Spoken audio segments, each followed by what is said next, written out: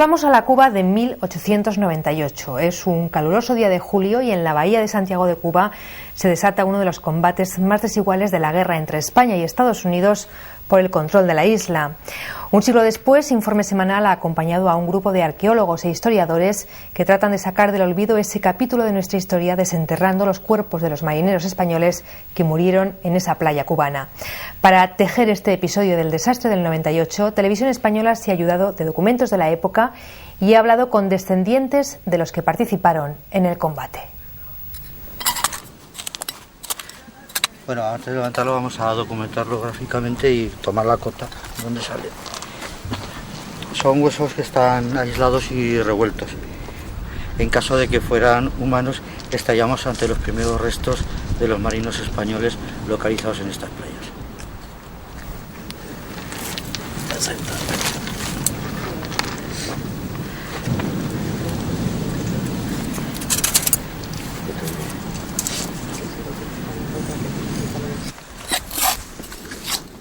Fueron protagonistas de una de las páginas tristes de nuestra historia y sus cuerpos quedaron aquí, olvidados hace 106 años.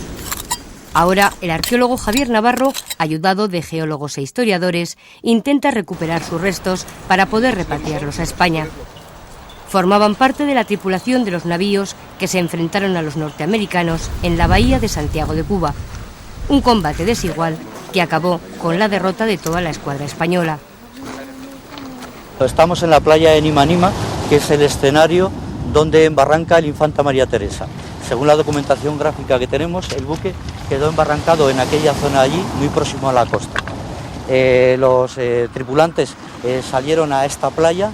A bordo del buque quedaron en torno a 26 muertos, pero luego se dan un total de 50 desaparecidos. Las condiciones eran verdaderamente dramáticas, muchos de ellos llegaron desnudos a la playa, algunos muy mal heridos, algunos de ellos fueron abatidos por disparos de las tropas del ejército insurrecto cubano y murieron en estas aguas. Luego sabemos que fueron recogidos y enterrados en un bosque que existía al norte de la playa, que es donde estamos centrando nuestra labor de investigación geológico-arqueológica. Cuando la escuadra del almirante Cervera abandona la bahía de Santiago aquel domingo 3 de julio con 2.232 hombres, todos saben que van a una derrota segura. Intentar romper el bloqueo norteamericano saliendo por la estrecha bocana es un suicidio. Cervera lo sabe, pero las órdenes que recibe son tajantes. El almirante decide lanzar el María Teresa, su buque insignia, contra el enemigo, con la esperanza de que sus otros navíos se escapen. Ninguno lo consigue. Hay más de 300 muertos y muchos heridos. Los americanos, que han comenzado a utilizar un nuevo invento llamado cinematógrafo para su propaganda de guerra, reproducen así el combate.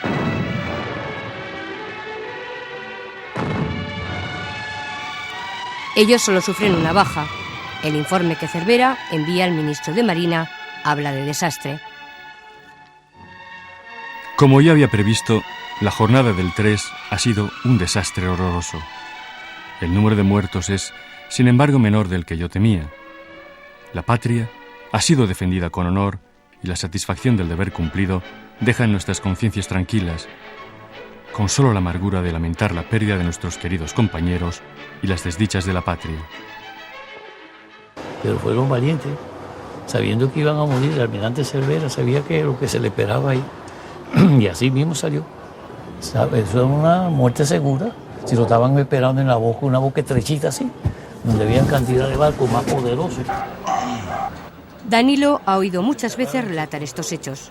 Su padre era teniente de los mambises, las tropas cubanas que luchaban contra España por su independencia. Aquel día fue él quien recibió a Cervera en la playa después de tener que abandonar su barco en llamas. Dice que el almirante se notaba muy fatigado, ¿sí? Le pidió agua y un lugar donde sentarse. Y entonces le trajeron un taburete, una silla de cuero esa. Y entonces se sentó el almirante ahí, tomó agua y tuvo un rato ahí, muchísimo rato con los oficiales ahí. Y entonces, en ese transcurso de tiempo llegó una lancha americana de desembarco con varios marinos y oficiales, y entonces uno de los oficiales se le acercó y le dijo al viejo mío que le entregaran al prisionero, entonces de orden del almirante Sanson. Entonces así lo hizo, le entregó el prisionero y se fueron. Cervera llega al barco, al Iowa, con su hijo, Ángel, o sea, almirante y teniente. Ángel Luis Cervera, hijo, nieto y bisnieto de almirantes, hace años que trabaja para recuperar la memoria histórica de aquel drama del 98.